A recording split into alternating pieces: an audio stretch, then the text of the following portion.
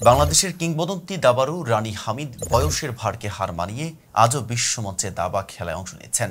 ৮২ বছর বয়সেও তার এই অদম্য প্রচেষ্টা ক্রীড়াঙ্গনে এক অনন্য দৃষ্টান্ত।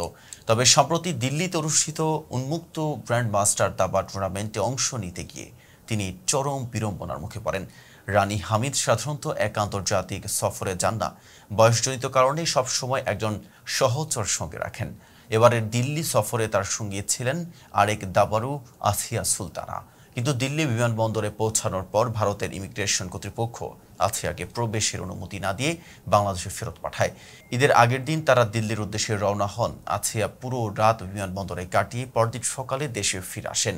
তিনি জানান তারা দুজনেই শার্ক ভিসা নিয়ে ভারতে গিয়েছিলেন, কিন্তু ইমিগ্রেশন কর্মকর্তারা জানান পূর্বে তিনি মেডিকেল ভিসায় ভারতে এসে দাবা টুর্নামেন্টে অংশ নিয়েছিলেন, যা নিয়ম বিরুদ্ধ বলে গণ্য হয়। আসিয়ার ভাষ্যমতে সেই সময় তিনি ভারতের কাশ্মীরে একটি টুর্নামেন্টে অংশ নিয়েছিলেন এবং টুর্নামেন্ট শেষে ডাক্তার দেখানোর পরিকল্পনা ছিল, কিন্তু ডাক্তার অনুপস্থিতি থাকায় তিনি শুধু খেলেই দেশে ফিরে আসেন। বিষয়টি তিনি ইমিগ্রেশন কর্তৃপক্ষকে জানান এবং ভারতের দাবা সংগঠনের লোকজনও সমর্থন দেন।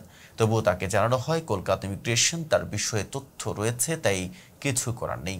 আসিয়া ফিরে আসায় সবচেয়ে বিপাকে পড়েন রানী হামিদ। আসিয়া বলেন, রানী আন্টি আমার জন্য অনেকক্ষণ অপেক্ষা করেছেন, তার সঙ্গে বাজে ব্যবহার করা হয়েছে। লাগেজ সংগ্রহ সহ অন্যান্য কাজ করতে গিয়ে তাকে অনেক কষ্ট পেতে হয়েছে।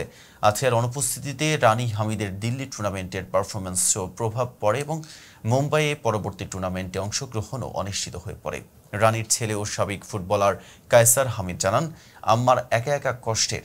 আসিয়া কয়েকটি টুর্নামেন্টে তার সঙ্গে ছিল, এখন সে নেই, তাই আম্মা ভেঙে পড়েছেন। আমরা সবাই চিন্তিত। রানী হামিদ উপমহাদেশের দাবা অঙ্গনে এক উজ্জ্বল নাম। বিভিন্ন দেশে তাকে বিশেষ আমন্ত্রণ জানানো হয় এবং তিনি তরুণ দাবাড়ুদের জন্য অনুপ্রেরণার উৎস। দিল্লির এই টুর্নামেন্টে আয়োজকরাই তার সব খরচ বহন করছেন, কিন্তু এমন একজন সম্মানিত খেলোয়াড়কে এইভাবে দুর্ব্যবহার ও কষ্ট পেতে হওয়াটা অত্যন্ত দুঃখজনক। ভারতের প্রভাবশালী সংবাদ মাধ্যম টাইমস অফ ইন্ডিয়াও বিষয়টিকে গুরুত্ব দিয়ে প্রতিবেদন আকারে প্রকাশ করেছে। এতক্ষণ সাথে ছিলাম মেহেদী হাসান। ফেজা পিপলের সাথে থাকার জন্য ধন্যবাদ।